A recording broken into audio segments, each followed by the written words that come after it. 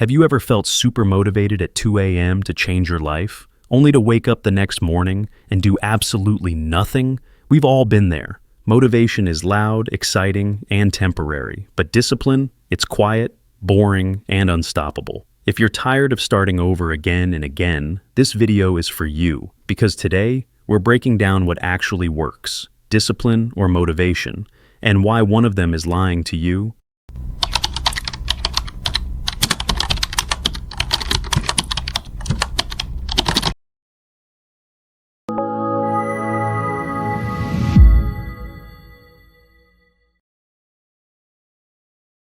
Motivation is a feeling.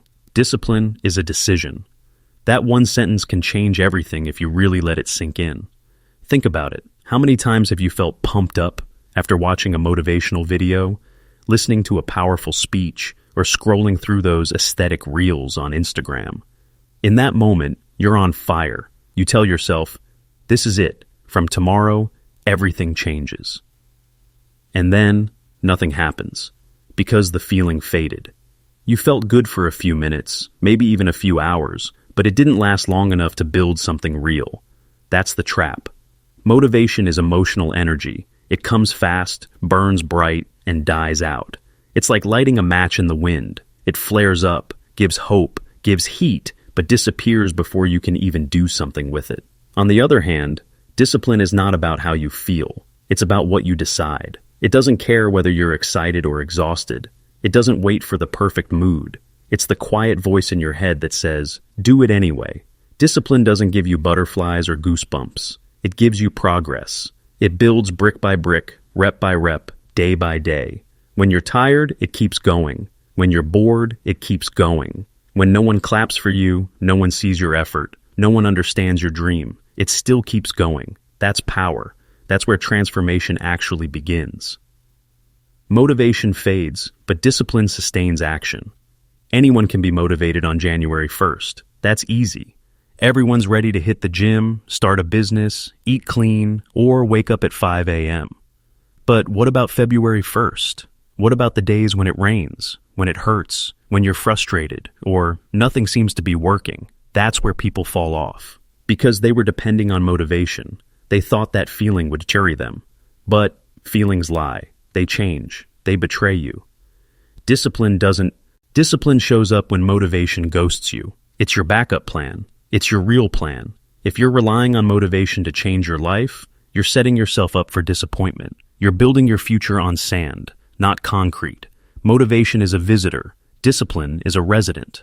Motivation pushes you to start, but discipline makes sure you keep going when everything else tells you to quit. That's why some people win and some don't.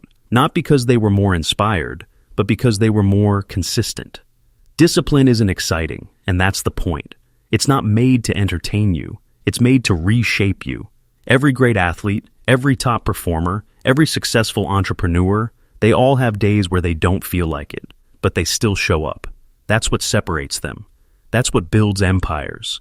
Not motivation, not hype, just quiet, relentless discipline. You won't always feel like it. And that's where discipline wins. That sentence alone explains why most people quit. Everyone wants success, growth, and change, but only when it feels right, only when it's convenient, only when the vibe is good, the playlist is perfect, and the weather matches the mood. But life doesn't work like that. You will wake up tired, you will have bad days, you will lose motivation, you will feel lost. There will be mornings where you hate the alarm, where you doubt everything you're doing, where you question whether it's even worth it. And in those moments, if you don't have discipline, you'll go back to comfort. You'll choose Netflix instead of work, junk food instead of fuel, excuses instead of action. That's how most people stay stuck for years. Discipline creates habits, and habits shape identity. That's one of the most powerful truths people overlook. Everyone talks about changing their life, but no one realizes that the real change doesn't happen in a single moment. It happens in your daily patterns. What you do repeatedly becomes what you believe about yourself. If you wake up early every day and work on your goals, eventually you stop seeing yourself as someone trying to be productive. You become that person. It's no longer an act. It's who you are. That's the magic of discipline. It's not loud. It doesn't announce itself. It just shows up every day, making small deposits into your future. Over time, those small acts become automatic. You don't need to fight yourself every day. You don't need a motivational video or a powerful quote to get moving. It becomes a habit. And once something becomes a habit, it becomes effortless. You wake up and do the work, not because you feel like it, but because not doing it feels unnatural. Think about that for a second. Most people try to force themselves to act. They wrestle with laziness, with distractions, with procrastination.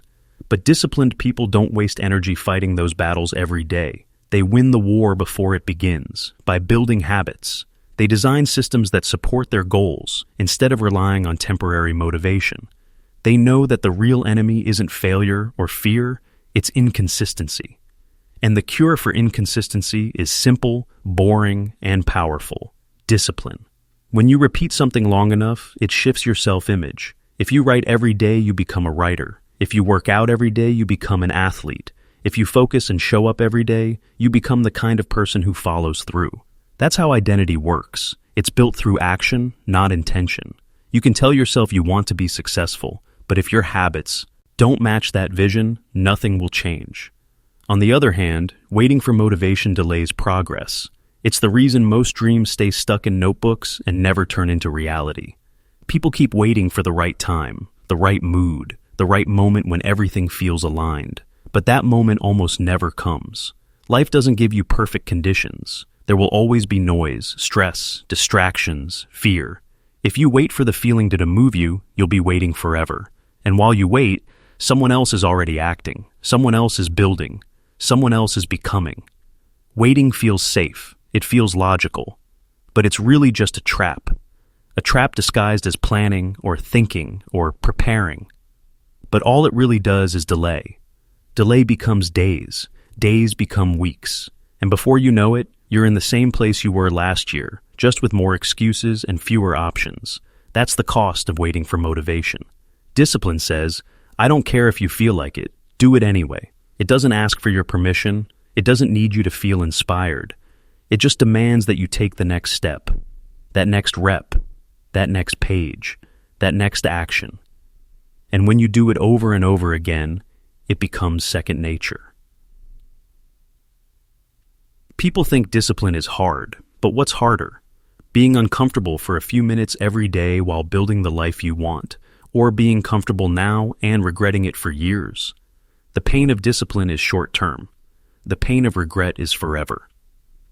The reason people avoid discipline is because they think it means suffering. But real discipline is freedom.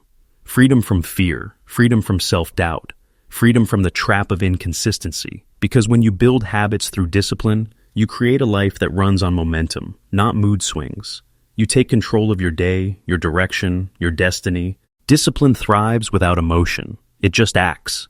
That's the beauty of it, and also the reason why most people never build it. We live in a world where everything is based on how you feel. Feel tired? Rest. Feel lazy? Skip it. Feel unmotivated? Don't start. And slowly, without realizing it, you build your life around emotions, around moods, around temporary states of mind that come and go like waves. That's why progress becomes unpredictable. You can be amazing one week and completely lost the next, because your actions are tied to your feelings. That's a dangerous game to play. Discipline doesn't operate like that. It's not interested in your emotions. It doesn't ask for permission or wait for the right mindset. It shows up no matter what. And that's what makes it unstoppable. Because once you master the ability to act without needing to feel inspired, you take control of your life in a way most people never do. You don't depend on hype anymore. You don't rely on external triggers to move. You become self-powered. That's real freedom. The ability to act independently of how you feel in the moment. Think about it. The people who are most consistent, the ones who build amazing careers, physiques, skills, they don't feel like it every day. But they still do it. Not because they're robots, not because they don't have emotions, but because they've trained themselves to act beyond their emotions. They've separated what needs to be done from how they feel about it. That's what true discipline looks like. It's not emotional resistance. It's emotional mastery. It's the ability to say, yes, I feel tired. Yes, I feel frustrated. Yes, I feel uninspired. And I'm still going to do the work. And here's the truth. Your emotions can lie. They can trick you. They can make small problems feel huge. They can convince you to quit right before your breakthrough. They can tell you ye are not good enough even when you're doing fine. If you let your emotions lead, they'll drive you in circles. Discipline breaks that cycle. It says, this is what needs to be done. I don't care if you're in the mood, just do it. That's not toxic. That's not harsh. That's necessary. Because not every part of life is fun. Not every step of the journey is exciting, but every step counts. And if you only move when you're in the mood, you'll never get far. The most dangerous mindset is thinking that discipline has to feel good. It doesn't. Most days, it won't, but the results do. The confidence does, the momentum does, the growth does, and you only get those things by choosing action over emotion, day after day, even when no one's watching, even when it feels pointless, even when it hurts. That's how warriors are made, not in moments of hype, but in moments of silence where they choose to move anyway. Discipline thrives in the quiet. It thrives in routine, in repetition, in the small, unsexy tasks that most people ignore. That's what separates dreamers from doers, winners from wishers, people who talk about change from people who actually change. Discipline is the opposite. It might not feel good in the beginning. It might feel boring, heavy, even painful, but it builds strength. It builds trust with yourself. And once you trust yourself, once you know you can follow through even on the hard days, you become unstoppable. Not because you're better than others, but because you've learned how to act without waiting, how to move without feeling ready, how to show up without being asked. That's the game. That's the difference. Motivation is emotional. Discipline is foundational. Motivation asks, do I feel like it? Discipline answers, I'll do it anyway. Motivation is a great place to start, but if you want to finish, if you want to grow, if you want to become someone too, world respects. Discipline is the only way. Motivated people start. Disciplined people finish. That's a truth very few are willing to accept, because starting is easy. Anyone can do it. Starting gives you that rush, the thrill of a new beginning, the excitement of possibilities. You buy the books, you sign up for the gym, you make the to-do list, you create the vision board, you tell your friends, this time, I'm serious, and maybe for a few days you actually are. But then the motivation fades, the excitement wears off. The results take longer than expected. The hard days show up, and suddenly everything that felt possible now feels impossible. And that's when most people quit. Not because the goal wasn't worth it, but because they were never built to finish. They were built to start. They were driven by motivation, not discipline. They were in love with the idea of change, not the grind that it requires.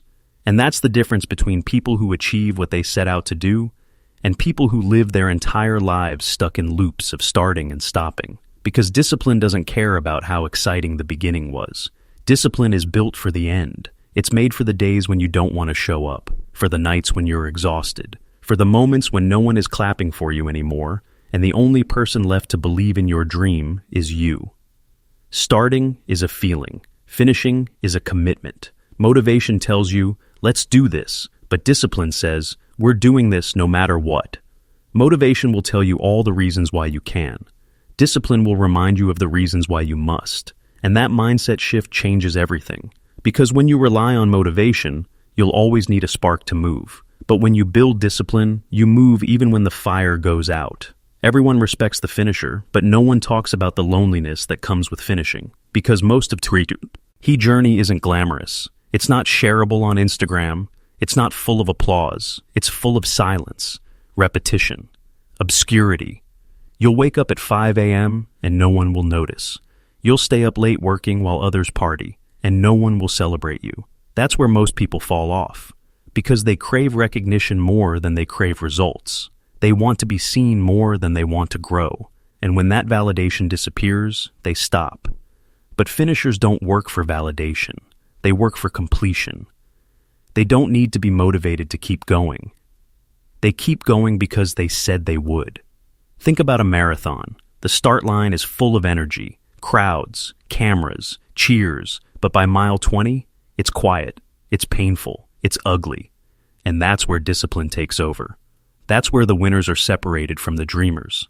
Because it's easy to run when the crowd is watching. It's much harder to run when your legs are screaming and your mind is telling you to quit and there's no one around to remind you why you started. But finishers don't stop there. They push. They crawl if they have to. Because the goal was never just to begin. The goal was to finish.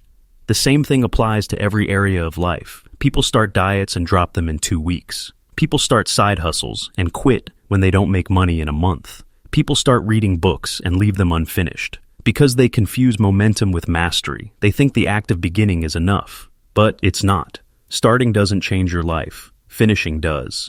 Execution does. Follow through does. And that takes discipline. Consistency beats intensity in the long run. That's the secret almost no one wants to hear. Because it doesn't sound exciting. It doesn't sound extreme. It doesn't sound like overnight success. And that's exactly why it works. We've been conditioned to think we need to go hard, go fast, go beta soul, go big, or not go at all.